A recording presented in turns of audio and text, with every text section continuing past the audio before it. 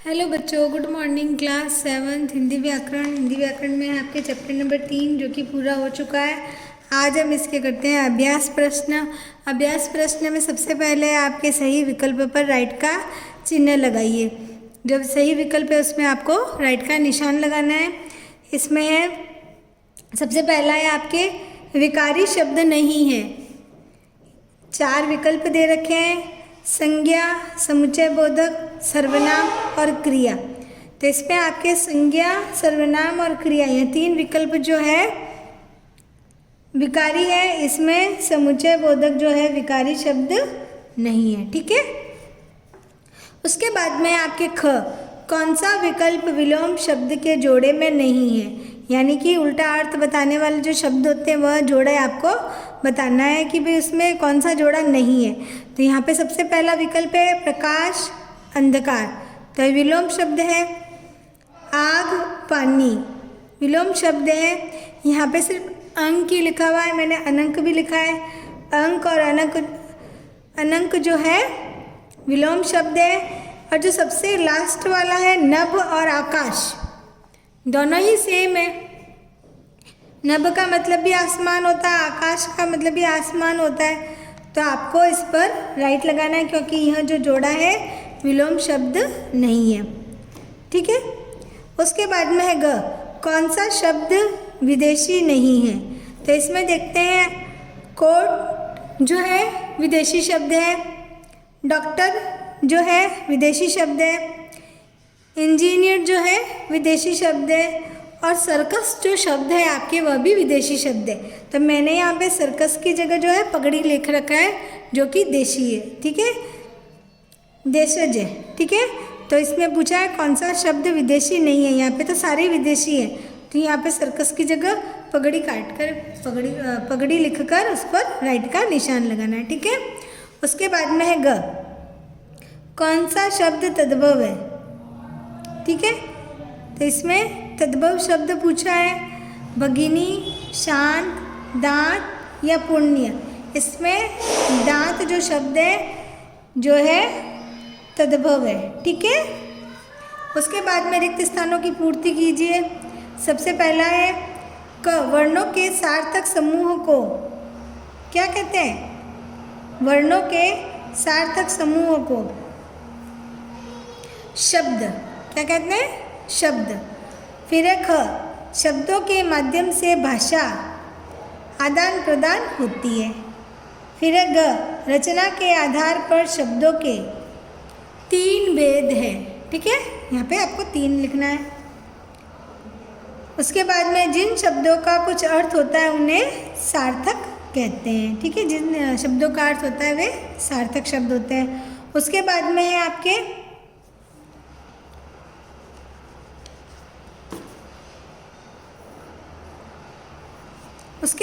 आपके निम्नलिखित शब्दों को पहचान कर उनके कॉलम में लिखिए। यहाँ पर आपके शब्द दे रखे हैं और यहाँ पर कॉलम भी बना है। तद्भव, तत्सम, देशज और विदेशी। यहाँ पर 4 कॉलम दे रखे हैं और बहुत सारे शब्द दे रखे हैं। तो जो शब्द तद्भव है आपको तद्भव में लिखना है, जो शब्द तत्सम है आपको तत्सम में लिखना है, और जो शब्द देशज है वहाँ पे देशज में लिखना है, और जो शब्द विदेशी है विदेशी में लिखना है। ठीक है।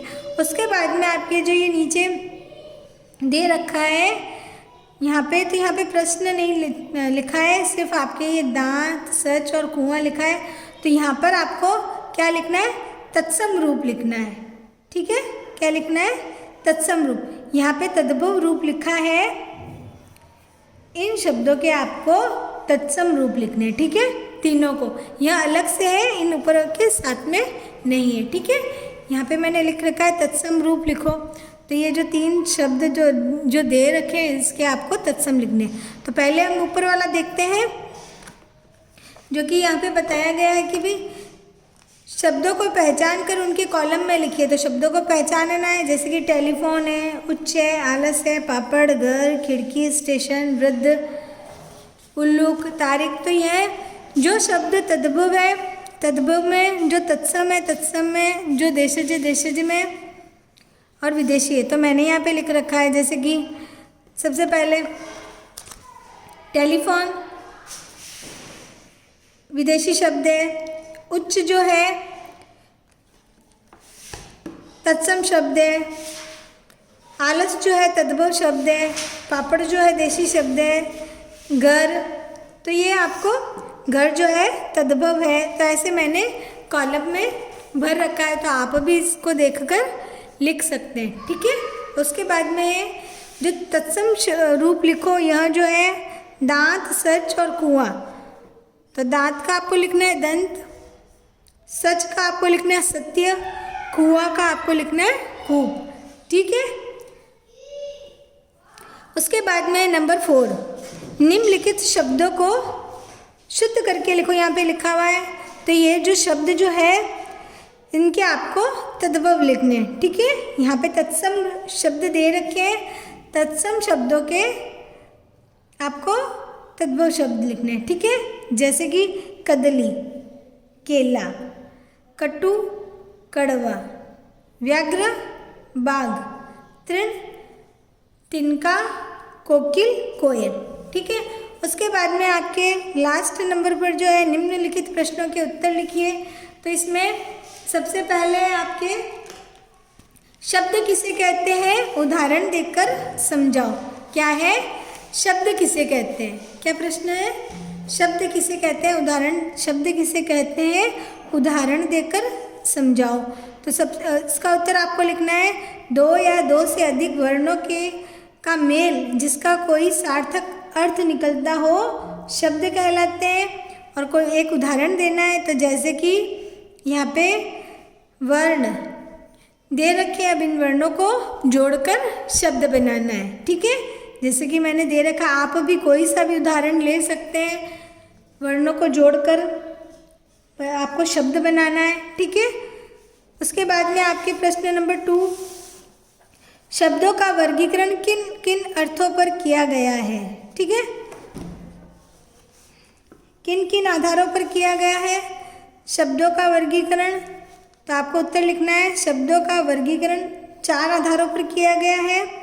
पहला है रचना या बनावट के आधार पर, दूसरा है अर्थ के आधार पर, तीसरा है प्रयोग के आधार पर और चौथा है व्युत्पत्ति के आधार पर। यह चारों आपको पॉइंट बता रखे हैं, ये आपको कॉपी में करने।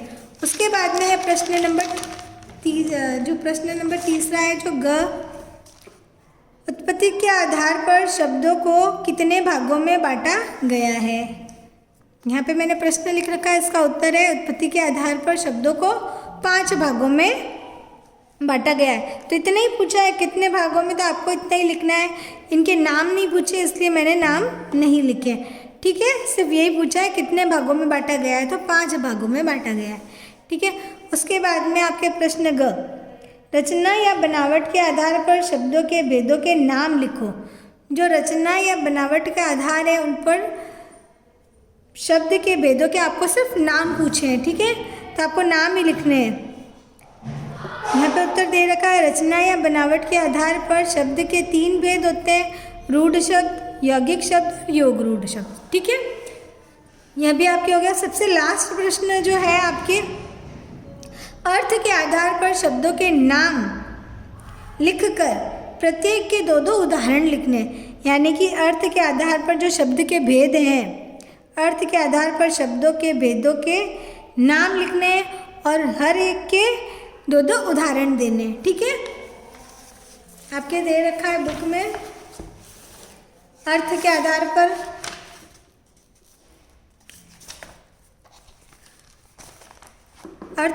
पर शब्द के भेदों के नाम लिखकर प्रत्येक के 2-2 उदाहरण। सबसे पहला एकार्थी शब्द, इसके आपको 2 उदाहरण देने एकार्थी शब्द के, जैसे कि माता, दिल्ली, समुद्र, कुछ भी आप लिख सकते हैं। यहाँ पे दे रखा है माता, यहाँ पे दे रखा है, ठीक है, एकार्थी शब्द है। उसके बाद में अनेकार्थी शब्द, यहाँ पे अनेकार्थी शब्द के 2 उदाहरण दिए मैंने। कर, इसके अनेक अर्थ हैं, कर के हाथ, टैक्स, किरण, दल, समूह, सेना, पत्ता।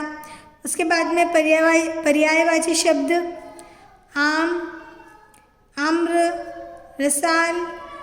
उसके बाद में इच्छा, कामना, चाह, लालसा। फिर विलोम शब्द, 2 उदाहरण है, सीधा उल्टा, नर नारी। आपको और भी याद हो तो आप कुछ और भी दे सकते हैं, ठीक है, जरूरी नहीं है जैसा मैंने लिखा है। अनेक शब्दों के लिए एक शब्द, इसके भी 2 उदाहरण, जल में रहने वाला, जलचर, जो प्रशंसा के योग्य हो, प्रशंसनीय। समानार्थी प्रतीत होने वाले भिन्नार्थी शब्द, जिसके समान दिखते हैं लेकिन उनके अर्थ जो होते हैं भिन्न होते हैं, दिखने में समान होते हैं, ठीक है। आयु, जन्म से मृत्यु तक का समय, उम्र, विशेष समय तक की अवस्था। फिर छाया, परछाई, वृक्ष आदि की छाया, ये परछाई किसी व्यक्ति की छाया, ठीक है। यह 2 उदाहरण है। उसके बाद में लास्ट समोच्चरित भिन्नार्थी शब्द, जिसका बोलने में जो उच्चारण करते हैं तो वह एक जैसा लगता है लेकिन वह उसमें अंतर होता है, ठीक है।